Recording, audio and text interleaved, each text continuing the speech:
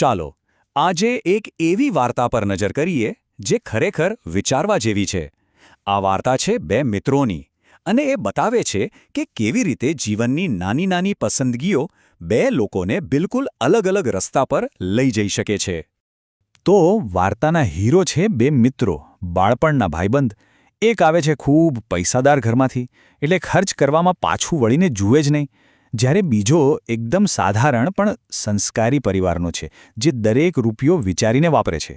ભલે સાથે મોટા થયા, પણ પૈસા અને જિંદગીને જોવાનો એમનો નજરિયો એકદમ અલગ હતો.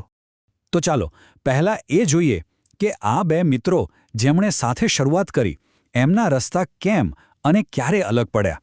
શરૂઆતથી જ એમની વિચારસરણીમાં એવો તે શું ફરક હતો? એમનો સંબંધ કોઈ સામાન્ય ન હતો, ખૂબ જ પાક્કો હતો. તેઓ સાથે મોટા થયા, સાથે રમ્યા, અને શું તમને ખબર છે, ભણવામાં પણ બંને એકસરખા હોશિયાર હતા. એમની દોસ્તીનું બંધન એમના બાળપણ અને ભણતરની સફળતામાં બંધાયેલું હતું. પણ અહીં એક મજાની વાત હતી. જે પૈસાદાર મિત્ર હતો એ હંમેશા પોતાના મિત્રને પોતાના મોજ શોખ અને ખોટા ખર્ચાઓમાં સામેલ કરવાની કોશિશ કરતો. પણ પેલો સાધારણ ઘરનો મિત્ર એ આવી આદતોથી હંમેશા દૂર જ રહેતો. અને બસ અહીંથી જ વાર્તામાં એક મોટો વળાંક આવે છે. પહેલા સમજદાર મિત્રે એના પૈસાદાર દોસ્તને એક બહુ જ કિંમતી સલાહ આપી. એણે કહ્યું, ભાઈ, ભલે ગમે તેટલા પૈસા હોય, પણ વિચાર્યા વગર ખર્ચ ના કરવો જોઈએ. આ એક સલાહ જાણે એમના આખા ભવિષ્યને નક્કી કરવાની હતી. તો હવે એમના જીવનના બીજા પડાવ પર જઈએ. આ એ સમય છે જ્યાં એમના રસ્તા ખરેખર અલગ પડે છે અને બંને પોતપોતાની કારકિર્દી માટે મોટા નિર્ણયો લે છે. ભણવાનું પૂરું થયું અને પછી તો બંનેના રસ્તા એકદમ જુદા થઈ ગયા. સાધારણ મિત્રે શિક્ષક બનવાનું પસંદ કર્યું, જ્યારે પેલા પૈસાદાર મિત્રે પોતાના પૈસા રોકીને પોતાનો ધંધો શરૂ કર્યો. બસ આ બે નિર્ણયોએ એમના ભવિષ્યની આખી દિશા જ બદલી નાખી. અને જોતજોતામાં 10 વર્ષ નીકળી ગયા. આ 10 વર્ષનો સમયગાળો એમની અણધારી મુલાકાત પહેલાં એક મોટો બ્રેક લે છે.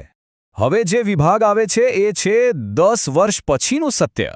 અહીં વાર્તા એના ક્લાઇમેક્સ પર પહોંચે છે, જ્યાં આપણને ખબર પડે છે કે એમની 10 વર્ષ પહેલાંની પસંદગીઓનું શું પરિણામ આવ્યું. તો એમની મુલાકાત ક્યાં થઈ ખબર છે? કોઈ પાર્ટીમાં નહીં, કોઈ મોટા ફંક્શનમાં પણ નહીં, પણ એક હોસ્પિટલમાં. આ જગ્યા જ આપણને સંકેત આપી દે છે કે બેમાંથી કોઈ એક માટે તો ચોક્કસ કંઈક બરાબર નથી. અને એમના નસીબમાં જે પલટો આવ્યો હતો એ જોઈને તો કોઈ પણ ચોંકી જાય. 10 વર્ષ પછી પેલો પૈસાદાર મિત્ર પોતાની બધી જ સંપત્તિ ગુમાવી ચૂક્યો હતો અને ખરાબ આદતોને લીધે હોસ્પિટલમાં પડ્યો હતો.